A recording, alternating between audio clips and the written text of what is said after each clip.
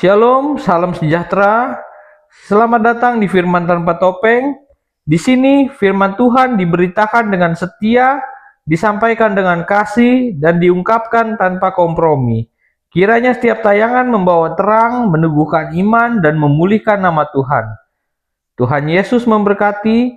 Mari kita saksikan. Ya, baik. Dalam Pertanyaan bagus, Bang. Alkitab. Oke, baik. Pertanyaan bagus.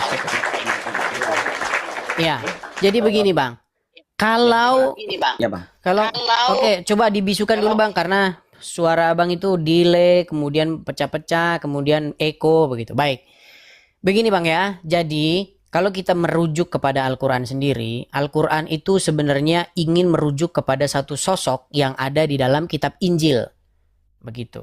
Karena kalau tidak demikian, maka Isa ini menjadi sosok yang fiktif. Kenapa sosok yang fiktif? Kalau kita tanya orang Islam, di manakah Isa lahir? Di manakah Isa berdakwah? Siapa murid-muridnya? Siapa saja namanya? Berapa jumlahnya? Itu menjadi membingungkan. Makanya ketika kita tanya detail daripada Isa, seperti Abdul Somad misalnya. Isa itu lahir di Nazaret. Tahu dari mana dia Nazaret? Ya, lihat dari Alkitab, dari Injil. Begitu. Isa itu lahir di Bethlehem. Tahu dari mana? Dari Injil. Isa punya murid 12. Namanya ini. Tahu dari mana? Tahu dari Injil. Pokoknya, Bang, tanpa Injil, Al-Quran ibarat seperti nasi kucing tanpa karet. Ambiar.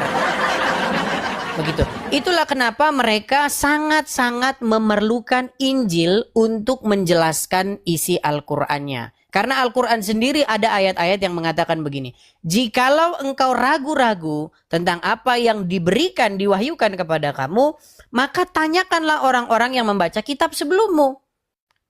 Begitu. Contoh lagi misalnya. Di dalam Al-Qur'an disebutkan bahwasanya Nabi Yusuf itu dibuang ke sumur.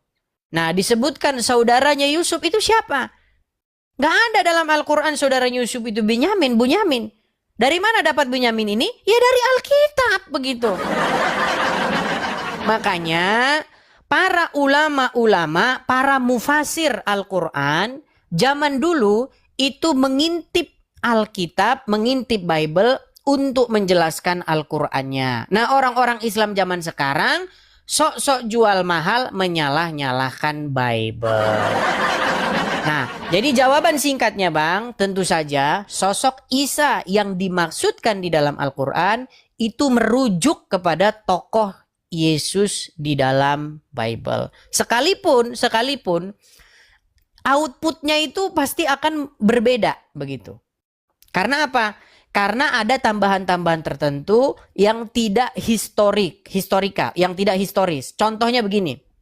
Di dalam Al-Quran dikatakan bahwa Isa itu adalah hamba Allah. Bagaimana mungkin Isa hamba Allah? Sementara Allah hanya ada di dalam bahasa Arab. Nah, sosok Isa berbicara pakai bahasa apa? Begitu. Apakah sosok Isa berbahasa Mandarin? Apakah sosok Isa berbahasa Indonesia? Kan tidak. Nah, dia berbahasa apa? Nah, makanya kalau kita teliti bahasanya, maka sosok tersebut tidak pernah mengucapkan kosakata Allah seumur hidupnya. Begitu. Jadi, kalau merujuknya jelas merujuk kepada tokoh Yesus, tetapi tentu saja ada semacam kesalahan-kesalahan. Nah, kalau kita teliti lagi kesalahan-kesalahannya ini dari mana? Sebenarnya kesalahan-kesalahannya tersebut berasal dari ulah para penerjemah Al-Quran. Begitu. Jadi kalau saya ditanya secara pribadi, Bang, saya meyakini Al-Quran itu tadinya adalah Keryana. Itu adalah dokumen-dokumen Kristen asal Syria yang kemudian diterjemahkan ke dalam bahasa Arab sehingga artinya menjadi kacau balau dan sekarang jadi berbeda. Seperti itu, Bang. Saya merekonstruksi kembali apa sebenarnya yang tertulis dalam Al-Quran. Karena kita masih bisa melihat bekas-bekasnya bahwa itu datang bukan mau nyalah-nyalahin Injil. Bukan mau ngatakan Injil itu palsu. Justru benarkan ajaran Injil tersebut. Begitu, Bang. Oke, kita berikan Ini Bang, kalau kalau misalnya teman-teman kita sebelah kan mereka namanya untuk nabinya Nabi Muhammad, kenapa tidak lebih ditonjolkan Nabi Muhammad dalam Al-Quran, tetapi mengangkat atau menceritakan Pertanyaan yang Nabi Isa? bagus, Bang. Pertanyaan yang bagus. Pertanyaan yang bagus, Bang. Memang di dalam Al-Quran itu sosok Isa itu disebutkan jauh lebih banyak ketimbang Muhammad, Bang. Muhammad itu hanya disebutkan 4 dan 5 kali. Jadi 4 kali dan 1 kali. Jadi totalnya 5 kali disebut. Begitu, cuman yang satu itu hanya pakai kata Ahmad yang diasumsikan sebagai Muhammad. Sedangkan tokoh Isa di dalam Al-Quran itu disebutkan kurang lebih 25 kali. Begitu. Dan ketika kita menyebut sosok Isa di dalam Al-Quran, itu penyebutan-penyebutan yang sangat luar biasa. Begitu. Seperti Isa membangkitkan orang mati, menyembuhkan orang yang sakit kusta, mencelikkan mata orang buta. Itu ada semua dalam Al-Quran. Tetapi Muhammad tidak pernah disebutkan Muhammad itu menyembuhkan satupun. Bahkan bisulan saja tidak pernah disebut di dalam Al-Quran disembuhkan Muhammad. Tidak ada. Seperti itu, Bang. Jadi di dalam Al-Quran tokoh pembuat mukjizat itu adalah Isa. Bahkan dia sebagai tanda rahmat semesta alam. Yang menjadi masalah adalah orang Islam kebanyakan baca Quran itu nggak dibaca artinya, Bang, cuman Arabnya. Dan itu sudah menjadi satu cekokan yang berjamaah. Dicekokin berjamaah. Baca Arabnya, dapat pahala, masuk surga. Terus, Bang, terus digejlok terus ke dalam pikirannya. Akhirnya jadi terbentuk seperti itu. Makanya ketika mereka membuka Al-Quran dibaca Arabnya.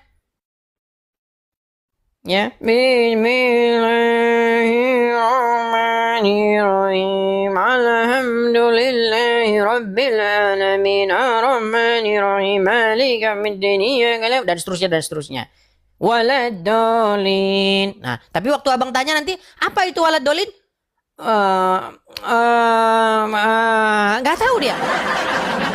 Kebanyakan seperti itu, Bang. Itu fakta. Dan ketika saya ngomong begitu, banyak orang menganggap kritik itu seharusnya jangan ini. Memang harus baca artinya dong, begitu. Tapi untuk orang-orang yang tidak mau berpikir sehat, mereka mengatakan itu kritik yang negatif. Padahal itu kritik yang positif, supaya dibaca artinya.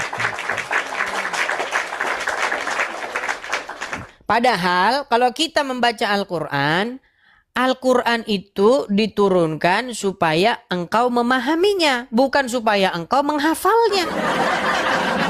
Saya pernah memberikan tantangan begini, Bang. Barang siapa orang Islam di seluruh kolong langit ini yang bisa menunjukkan ayat untuk menghafal Al-Quran, saya terjun dari Monas.